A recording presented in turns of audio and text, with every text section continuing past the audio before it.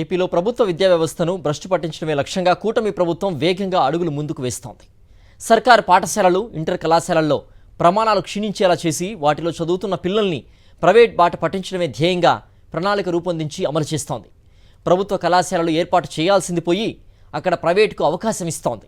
రాష్ట్రంలో విద్యా వ్యవస్థను భ్రష్టు పట్టిస్తున్న కూటమి సర్కార్ ప్రమాణాలు క్షీణించేలా చేసి పిల్లలను ప్రైవేటు బాట పట్టించడమే లక్ష్యం. విచ్చలవిడిగా కార్పొరేట్, ప్రైవేట్ జూనియర్ కాలేజీలకు గ్రీన్ సిగ్నల్. అమ్మఒడి, నాడు నేడుకు మంగళం, గోరుముద్ద ఘోరం. రాష్ట్రంలో కూటమి సర్కార్ అధికారంలోకి వచ్చిన 6 నెలల్లోనే కొత్తగా దాదాపు 80 ప్రైవేటు, కార్పొరేట్ కాలేజీల ఏర్పాటుకు అనుమతులిచ్చింది. అంతేకాక విద్యను కార్పొరేట్ వ్యాపారం చేస్తున్న నారాయణ విద్యా సంస్థల ప్రతినిధికి తాజాగా ఇంటర్మీడియట్ బోర్డులో స్థానం కల్పించింది. గత ప్రభుత్వంలో మండలానికి 2 ప్రభుత్వ కాలేజీలు, వాటిలో 1 బాలికలకు తప్పనిసరి చేస్తూ ఏర్పాటు చేసిన 502 హైస్కూల్ ప్లస్లను సైతం రద్దు చేసేందుకు కంకణం కట్టుకుంది. పిల్లల సంఖ్య అధికంగా ఉన్న చోట ప్రభుత్వ పాఠశాలలు, జూనియర్ కాలేజీలు ఏర్పాటు చేయాలి. కానీ అందుకు భిన్నంగా 37 మండలాలు, 2 మున్సిపాలిటీల్లో ప్రైవేటు కాలేజీలు ఏర్పాటు చేసుకోవలసిందిగా ఏకంగా జీవో ఇస్తూ ఉచితంగా అందాల్సిన విద్యను వ్యాపారులకు అప్పగించింది. ప్రభుత్వ విద్య వద్దు, ప్రైవేటు చదువులే ముద్దు అని గత టీడీపీ ప్రభుత్వంలో ముఖ్యమంత్రిగా నారా చంద్రబాబు నాయుడు బహిరంగంగానే ప్రకటించారు. విద్య ప్రభుత్వ బాధ్యత కాదని, ప్రభుత్వ స్కూళ్లు, కాలేజీల్లో సదుపాయాలు ఉండవని, ప్రైవేటు స్కూళ్లలో చదువుకోవాలని సెలవిచ్చిన ఆయన ఇప్పుడు సీఎంగా అదే పందాను కొనసాగిస్తున్నారు. మొత్తంగా విద్యారంగాన్ని మొత్తం ప్రైవేటు చేతుల్లో పెట్టే కుట్రకు ఈ సర్కారు తెరలేపింది. ఇందులో భాగంగా గత వైఎస్ఆర్సీపీ ప్రభుత్వ హయాంలో విద్యారంగానికి అత్యధిక ప్రాధాన్యమిస్తూ అమలు చేసిన పలు పథకాలు, కార్యక్రమాలను అటకెక్కిస్తుండటం సర్వత్రా ఆందోళన కలిగిస్తోంది. దేశంలో ఎక్కడైనా ప్రభుత్వాలు ప్రభుత్వ విద్యకు ప్రాధాన్యమిస్తాయి. కేరళ, ఢిల్లీలో అక్కడి ప్రభుత్వాలు అద్భుతమైన ప్రభుత్వ విద్యను అందిస్తున్నాయి. ఆంధ్రప్రదేశ్లో 2019 నుంచి 2024 మే వరకు గత ప్రభుత్వ పాలనలో సర్కారు విద్యకే ప్రాధాన్యమిచ్చి పాఠశాల, జూనియర్ విద్యను పటిష్టం చేసింది. రాష్ట్రంలో ఎన్డీఏ ప్రభుత్వం ఏర్పాటు తర్వాత ప్రభుత్వ విద్యలో తీసుకొచ్చిన విప్లవాత్మక సంస్కరణలను ఒక్కటొక్కటిగా నిర్వీర్యం చేస్తూ ప్రైవేటు విద్యకు ప్రాధాన్యమిస్తోంది. ఇటీవల నిర్వహించిన కలెక్టర్ల సదస్సులోనూ సీఎం చంద్రబాబు ప్రైవేటు విద్యకు ప్రాధాన్యం ఇవ్వాలని, విద్యలో ప్రైవేటు భాగస్వామ్యం ఉండాలని ప్రకటించారు. ఇది జరిగిన 4 రోజుల్లోనే నారాయణ జూనియర్ కాలేజీకి చెందిన ప్రిన్సిపల్ ను ఇంటర్ బోర్డులో సభ్యుడిగా నియమించారు. వాస్తవానికి ఈ స్థానాన్ని లాభాపేక్ష లేని ట్రస్ట్ బోర్డు యాజమాన్యాలకు లేదా చిన్న ప్రైవేటు కాలేజీలకు కల్పించాలి. అందుకు విరుద్ధంగా విద్యను వ్యాపారంగా మార్చిన కార్పొరేటు సంస్థకు అప్పగించారు. 6 నెలల కూటమి ప్రభుత్వ పాలనలో ఈ విద్యా సంవత్సరానికి సంబంధించి కొత్తగా దాదాపు 80 ప్రైవేటు జూనియర్ కాలేజీలకు అనుమతులిచ్చారు. 2025-26 విద్యా సంవత్సరంలో రాష్ట్రంలోని 37 మండలాల్లో 47, 2 మున్సిపాలిటీల్లో 6 జూనియర్ కాలేజీలను ఏర్పాటు చేసుకోవచ్చని ప్రభుత్వమే ప్రైవేటు యాజమాన్యాలకు అవకాశం కల్పించింది. ఇందుకోసం ఇటీవల జీవో 496ను సైతం విడుదల చేసింది. 53 ప్రాంతాల్లో విద్యార్థులున్నారన్న విషయం ప్రభుత్వానికి తెలుసు కాబట్టి ఆ మేరకు ఇంటర్ కాలేజీలను ప్రభుత్వమే ఏర్పాటు చేయాలి. కానీ అక్కడ ప్రైవేటు కాలేజీలు ఏర్పాటు చేయాలని ఉత్తర్వులు ఇవ్వడం విద్యావేత్తలు, విద్యార్థుల తల్లిదండ్రులను విస్తుపోయేలా చేసింది.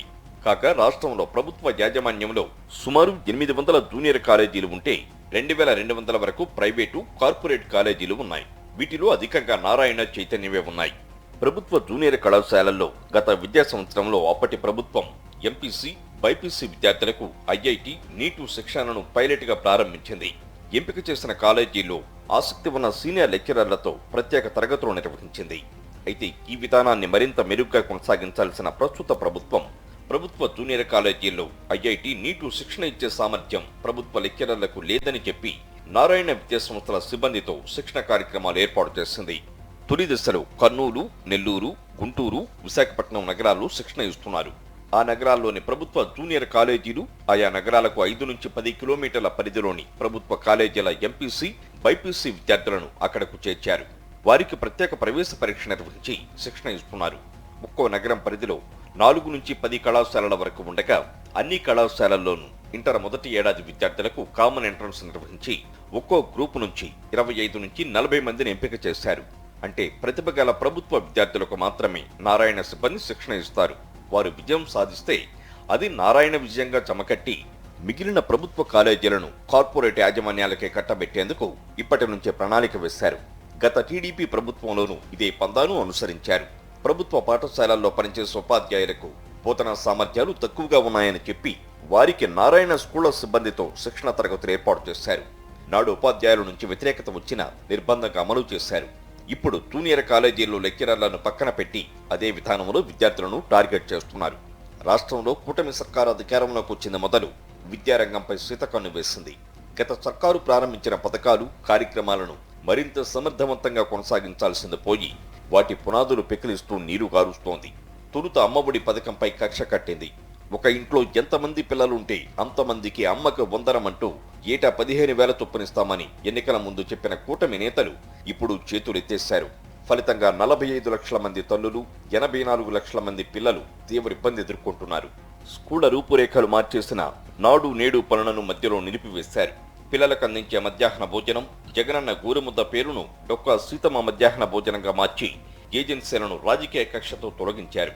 గతంలో దాదాపు 95% మంది పిల్లలు గోరుముద్దను తీసుకోక ఇప్పుడు నాణ్యత కొరవడంతో 50% మంది కూడా తినడం లేదు. రోజుకో మెను గాలికిపోయింది. నీళ్ల పప్పు రోజులను మళ్లీ తీసుకొచ్చారు చంద్రబాబు. ప్రభుత్వ పాఠశాలల విద్యార్థులు చదువుల్లో మెరుగ్గా రాణించేందుకు గత ప్రభుత్వం బైజూస్ కంటెంట్తో ఉచితంగా ట్యాబులు అందించింది. 1,306 కోట్లతో 9,52,925 ట్యాబులను పంపిణీ చేసింది. ఇప్పుడు ఈ ప్రభుత్వం ట్యాబుల మాట ఎత్తడం లేదు. 1వ తరగతి నుంచే ఇంగ్లీష్ మీడియం బోధనను నీరు కారుస్తోంది. ప్రభుత్వ పాఠశాలల విద్యార్థులు చదవలేకపోతున్నారంటూ ఏడాది 10వ తరగతి పరీక్షలను తెలుగు మీడియంలో రాసేలా నిర్ణయం తీసుకుంది. సిబిఎస్ఈ బోధనను రద్దు చేసింది. ఆంగ్ల భాష నైపుణ్యాల కోసం 3వ తరగతి నుంచే ప్రారంభమైన టోఫెల్ శిక్షణను రద్దు చేసింది. పేదింటి పిల్లలు అంతర్జాతీయంగా ఎదగాలన్న వైద్య జగన్మోహన్ రెడ్డి ఆలోచనలకు అనుగుణంగా ప్రభుత్వ స్కూళ్లలో ప్రవేశపెట్టిన ఇంటర్నేషనల్ బాక్లారియట్ బోధనపై కూడా చంద్రబాబు ప్రభుత్వం కక్ష కట్టింది. విద్యార్థుల్లో బోధన ప్రమాణాలు పెంచేందుకు 3వ తరగతి నుంచే సబ్జెక్టు టీచర్ బోధనను సైతం పక్కన పెట్టింది. 10th, ఇంటర్లో ఉత్తమ మార్కులు సాధించిన విద్యార్థులను అభినందించే కార్యక్రమానికి తిరోధకాలిచ్చింది. యూనిఫామ్తో కూడిన కిట్లు కూడా సరిగా పంపిణీ చేయలేకపోయింది. ఐఎఫ్పీలు, స్మార్ట్ టీవీలతో డిజిటల్ బోధన ఇలా ఒక్కోదాన్ని అటకెక్కిస్తూ వస్తోంది. నిర్వహణపై చేతులెత్తేసి తాగునీరు, మరుగుదొడ్ల సమస్యను గతానికి తీసుకువెళ్లింది. విద్యా దీవెన, వసతి దీవెన ఇవ్వకుండా పిల్లలను ఉన్నత చదువులకు దూరం చేస్తోంది. ఈ పరిణామాలన్నీ రాష్ట్రంలో విద్యావేత్తలను, తల్లిదండ్రులను తీవ్ర ఆందోళనకు గురిచేస్తున్నాయి.